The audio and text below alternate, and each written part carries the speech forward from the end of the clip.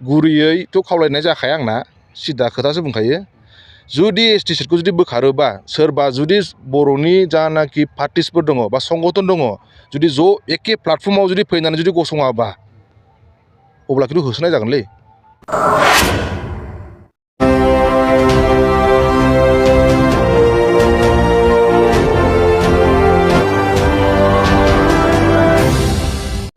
नोंथांमोननि निउस चेनेलखौ खुलुमनाय आरो मोजां मोननाय बावहरनाय जाबाय आरो गोदान बोसोरनि गासैबो रायजो राजाफोरखौहाय जोंनि NLFB आफादनिफ्राय गोदान बोसोरनि हामलायनायखौ बावहरनाय जाबाय।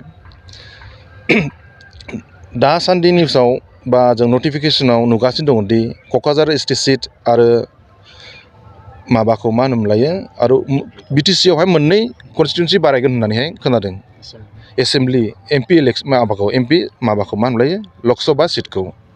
दा जों खोनानाय मथेबा जानाखि जोंनि दा एक्जिस्टिं दङ क'क्राझारनि ST रिजार्भ होननानै दङ बेखौहाय दा रिजार्भ खालामनो पलिसि लादों। प्लास आरो मोनसे कनस्टिटुएन्सि बारायनो नागिरबावदों बे उदालगुरि। दा जोंनि आफादनिफ्राय जों मोनसेल' डाइरेक्ट बुङो खोथाखौहाय सिद्दा जुदि उदालगुरिया बारायोबा उदालगुरियाबो ST जाहैनांगौ जुदि क'क्राझाराव STआनो थाखानांगौखा मानो होनोबा जोङो एथ' गोबाव बोसोर जोंनि आबै आबौनिफ्राय बिदा आदै मादैमोननिफ्राय लानानै दिनैसिम जोङो पलिटिकेल राइट्सनि थाखायनो जोङो दावहा नांबोदों। दा जों फैयै जुदि जों बे जिनिसखौ जुदि दा खोमानांफिननांगौ जायोबा अब्ला आं गासैबो बर'नि जानाखि आफाद दङ पलिटिकेल पार्टियानो जाथों सोरबा स्टुडेन्ट अर्गानाइजेसनानो जाथों सोरबा ex-NDP-आनो जाथों सोरबा ex-volunteer force-आनो जाथों जों जयै खौसेथियै जोङो खनसे रिभलुसन लाबोफिननांगोन जुदि बे सिटखौ जुदि रिजार्भ खालामना होयोबा। दा आङो गुरैयैथ' खावलायनाय जाखाया आंना सिदा खोथासो बुंखायो जुदि ST सिटखौ जुदि बोखारोबा सोरबा जुदि बर'नि जानाखि पार्टिसफोर दङ बा संगठन दङ जुदि ज' एखे प्लेटफर्माव जुदि फैनानै जुदि गसङाबा अब्ला खिन्थु होसोनाय जागोनलै। बबे पार्टिया जुदि मोनसे प्लेटफर्माव फैनानै जुदि गसंनानै जुदि सिंगोल भइस जुदि रेज खालामाबा बे जों थावनानै थानो हानाय नङा।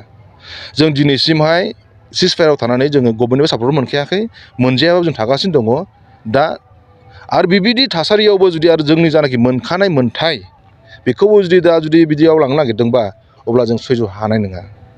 जायनाखि पलिटिकेल पार्टिफोर दङ बा नन पलिटिकेल पार्टिफोर दङ बा अर्गानाइजेसन दङ गासैबो अर्गानाइजेसनफ्रा मोनसे प्लेटफर्मावनो ज' जानानैहाय जोङो रिभलुसनखौ लाबोफिननांगोन। आङो बेखौसो खावलायहरो जुदि जायाबा सोरबा जुदि बर'नि आफादा पलिटिक्सआनो जा नन पलिटिक्सआनो जा सोरबा स्टुडेन्ट अर्गानाइजेसनानो जा सोरबा हाथियार लाग्रा ग्रुपआनो जामोन